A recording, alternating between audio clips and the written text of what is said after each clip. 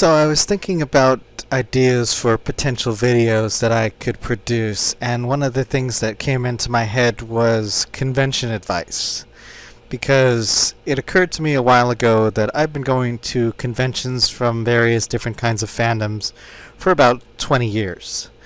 They've been various different conventions of all shapes and sizes, from My Little Pony to Star Trek to a lot of furry conventions.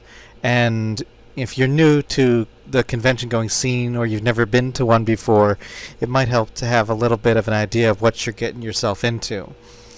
And the best piece of advice that I can give to you is plan ahead of time. When you decide that you have an idea of when you're going to a con, look into it as early as possible. Make sure that you have a basic idea of what your plan is, that sort of thing, and I'll get more specific in a minute. But the first thing that you're going to want to do is pre-register for whatever con you're going to. Typically, it ends up saving you money, usually especially on the smaller cons. It saves you time. Not so much when the con population is really large, but it's usually a good idea anyway, just effectively to reserve your spot. I mean, it just saves money for the most part, and with the smaller conventions, it just makes life easier.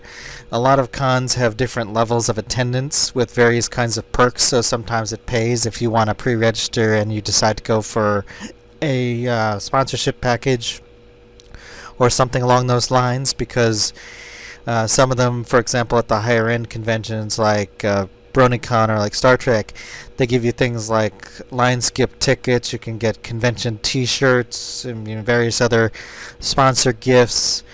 So I mean, sometimes it does benefit if that's what you're looking for, and even if you just want basic convention attendance, it usually pays to pre-register just because it helps the con, because the con needs money in advance to be able to make the con happen, and it also sort of, I guess, makes it a little bit easier for them to budget and anticipate how many people are going to be there.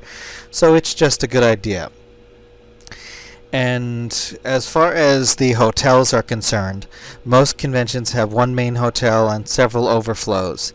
The main hotel is generally preferable, especially if you're a dealer or a costumer, just for logistical simplicity, because while usually in some cases it's not a big deal if you're not in the main hotel, the main hotel is typically connected to the convention space, and if you've got a large or complicated costume, or even if you're just in a full fursuit, you don't necessarily want to be walking a couple of blocks to get to the convention space. Sometimes you might have to, and if you're lucky, there might be like a covered skywalk or something, but whenever possible, especially if you're in costume or if you're a dealer with a lot of stuff to lug, it usually pays to have a main hotel room if you can get it.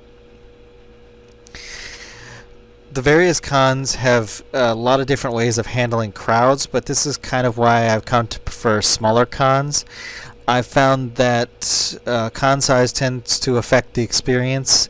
Comic-Con, for example, has over 100,000 attendees, and I'm pretty sure that's the big one, San Diego Comic-Con out west. But cons typically, at least for most fandoms other than the really big shows like the Comic Cons and Dragon Con, maybe, I've never been to that one, so don't quote me on that, but furry cons, pony cons, and Star Trek cons, or at least the only one I've been to, generally seem to fall under three typical categories. A large convention is about 7 to 10,000 people, which can consist of Anthrocon, Further Confusion, the last BronyCon I attended.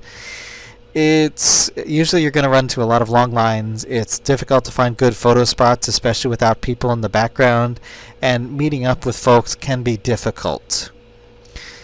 A medium convention is about 1 to 7,000, and that's my preferred size. It's large enough that there's always people around and things to do, but it's small enough that it's still possible to move around and lines aren't too terribly long. And it's I know it's a pretty big range, 1 to 7K, but it seems like that's always been the area where I preferred it. I end up having the most enjoyment, and a lot of cons typically end up living in this Goldilocks zone for me for usually at least about 10 years after they get started, especially if you get in early enough. And a small convention, anything below 1,000 people, I consider a small convention. A good example of that would be MFM. It's a quiet convention. There's no pressure to really be anywhere. It's got a small dealer's room. Lines are non-existent, and in the case of MFM, it has some extra perks like the pizza feed, the ice cream social, and free breakfast. So, small cons, they can afford to do that. And, because of course, if you have 10,000, 20,000, 100,000 people, doing stuff like that would just be insane. And, okay, the next thing is your roomies. Usually for cost sharing and for social reasons, you want roommates. And, of course, for logic's sake, you want to pick roommates that you know you can get along with. Experience has taught me that you spend about 70% of your con with your roommates. So make sure that everybody gets along, that everybody understands what's expected, that you communicate any restrictions or any things that you think might be worth mentioning. For example, if you smoke, if somebody's a partier, whatever that case may be, if there's anything you think that you or somebody else might do that might affect your experience, let them know beforehand just what the ground rules are. It's like if you come in after 11 p.m., make sure you're quiet, things like that. If you're gonna be suiting, be considerate of others, or bear in mind that the room temperature may be cooler than a non-suited room, just because suiters like to keep it cold. Things like that. Make sure you know that when you room with other people, it's like just be aware that you're going to be in close quarters, so just be prepared for folks that you hopefully know already. But even with cases where I've had people that I've never roomed with before, I've usually had a pretty good experience. It's just everybody hopefully gets along, and with luck there's no miscommunications. I have been fortunate enough to have only had one or two over the course of many years of convention going, but admittedly I kind of stick with the same groups over and over again just because I'm picky and I like certain things and certain people, and I kind of pick roommates that I know feel the same way and are on the same wavelength. Not to say that I don't like rooming with new people, but it's just you get used to certain things.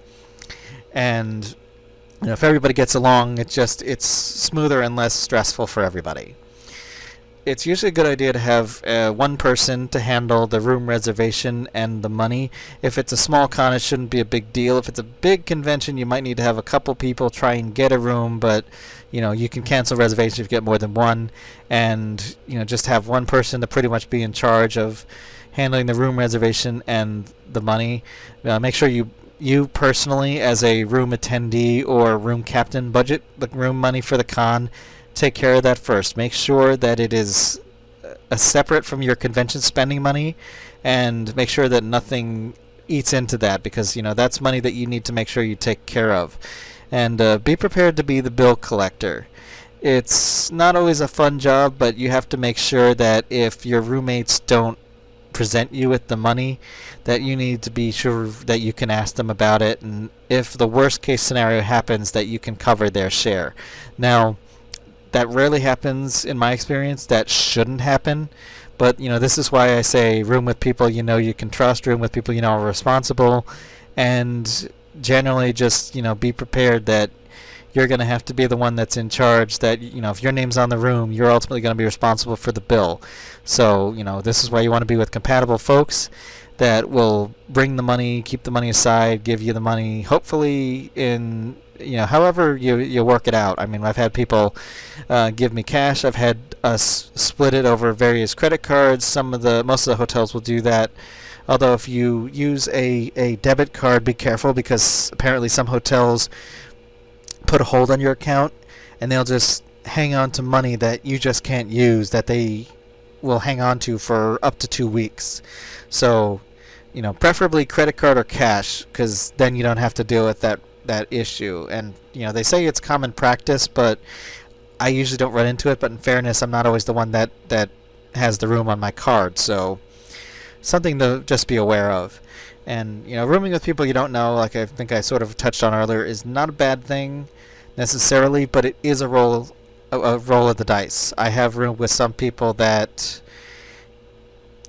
I just would not want to room with again. I haven't really ever had a bad experience, but there are some cases where it clearly would, really wasn't a good idea, or just we weren't really super compatible. And it's somebody you might not necessarily mind hanging out with, but just not somebody you want to spend a room with. So it's also a good idea to know how you're going to be getting there, and what I mean is how you get from the airport or the train station to the convention itself. Now, presumably, I'm not really going to get into like buying plane tickets, because I presume you're probably relatively familiar with that, and even if you're not, it's fairly straightforward.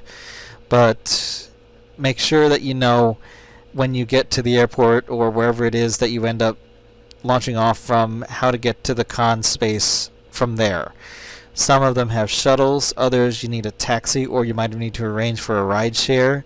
If you're driving, know your route or take a GPS with you, because as attendees of Anthrocon know, one year they changed the exit signs, so MapQuest was useless. And for example, I know that Midwest Fur Fest has a complimentary shuttle that MFM you can call and arrange for the shuttle to come pick you up. That BronyCon you could catch the light rail directly to the convention center. And both years we went, we kind of had a little bit of travel hiccups insofar as the light rail had some restrictions, but by and large it was pretty straightforward and pretty simple. But just do the research, make sure you know how to get there and how to get back. And with most conventions, you'd like to research food options before you go. You might want to know what restaurants are in the area. Meal planning can help avoid wasted time. And some conventions, like Midwest Fur Fest 2008, was very limited because there were only 2 restaurants outside the hotel, and there was a hotel restaurant, so you had 3 options in the hotel. You could get delivery, but as far as going anywhere else, you would need a car. And for us having flown, or at least for me having flown, that wasn't an option for me, so it kind of was a little limiting. But a lot of cons are nearby a lot of food areas, so it behooves you to run a Google search or take a look around just to see what food options are in the area. And if you're planning on going out with a group, know that groups larger than 6 are logistically hard to take to off-site meals.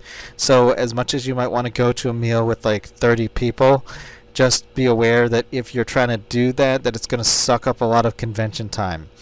This means that you're going to have to find like 5 or 6 cars, that you're going to have to get everybody there, that you're going to have to order, that you're going to have to eat and get back, and you're probably not going to be able to talk to everybody. So you might need to pick what you're looking for, because if you go to a meal with like 6 people, you can probably be back in an hour and a half, maybe less, depending on what you're going for. If you're going for a group of like 30 people, this is easily a 2.5 hour meal. And if you're somebody that likes to do a lot of things at cons, like panels or suiting, that can cut into that. So it's something to bear in mind. And also, this is something that unfortunately I had to learn a little bit the hard way. Have an emergency plan. Know what you're going to do if there's an emergency. Have the essential stuff ready to go. If you're in a fursuit or a costume, there's not much you can do about your stuff, like your wallet and such, but your safety is primary. So make sure you get someplace safe first, and all the rest you can deal with later, depending on what's going on. Just to relate a quick story of at Midwest Fur Fest, fire alarms are nothing new. I've encountered them probably about half the time I've gone to the convention. However, at least one particular famous incident, there was an issue of a chlorine gas attack or chlorine powder or something in the stairwell. Well, needless to say that the fire alarm went off at like 2 o'clock in the morning, and since nothing like this had ever happened before, I did not have the foresight to really develop a solid plan beforehand. So the only things I knew was that I need to get my pants, I need to get my wallet, and I need to get my teddy bear, because I would not want to leave him behind. Just because if anybody who knows me knows that Grumpy Bear is my buddy, so I always take him everywhere I go. And insofar as that, once we had responded to the fire alarm. At the time, we just assumed it was a plain old fire alarm because, as I think I said earlier, MFF has been known to have a lot of them. So we went down the stairwell, and I very quickly lost track of Strag, which fortunately he was not that far behind me. But in my little bit of mild panic, I had neglected to make sure that he was behind me all the way down the stairwell. And once I found him again, it wasn't very long. We were separated maybe for like 30 seconds, but it was still something that was in my mind. It's like I'm kind of responsible for his safety, not just for him being my partner, but also I know he has he's got visual restrictions, and just there's basically just I need to make sure that everybody's out, I guess, and so it's something that I needed to integrate into my mind. It's like if I'm getting out, if there's a problem, it's like I need to find out where he is and make sure that he gets out with me and all that other kind of stuff. So, and also that particular night, we all ended up unfortunately being stuck out in the convention center because they had to find a place to store us because this happening at 2 o'clock in the morning in Chicago in November/December. It's freezing outside, and unless you were in a fursuit, you were pretty cold. So they brought us all inside the convention center where there had been some kind of a dog show, and we were all kind of stuck there until like 5 o'clock in the morning or something. And one of my friends had resulted in needing to go to the emergency room or the hospital or something. Basically, she needed medical attention because she did not have her medication. And so that's something else to bear in mind. It's like if you need to get out in a hurry, make sure that you can grab any essential medicines that you need, anything that you can't do without. Preferably, although this is a lower priority, bring something to keep yourself busy if you need, like an MP3 player. Make sure you have some way to get some news. I had my phone so I could check Twitter for official updates from the convention. But, even though nobody ever wants to think that there's going to be a problem at a convention, know what's going to happen if there is one and what you're going to do.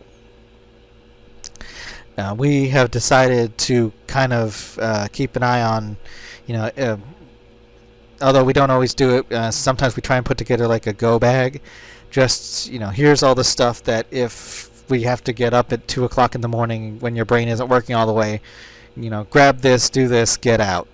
And so I guess that's it as far as prep beforehand for a con. So the next installment will be what happens when you actually get there. Thanks for watching, and if you liked it, click the subscribe button and leave a comment below. You can also find me on Twitter and a few other places on the web, or support me via Patreon or Ko-fi. Zebra hugs!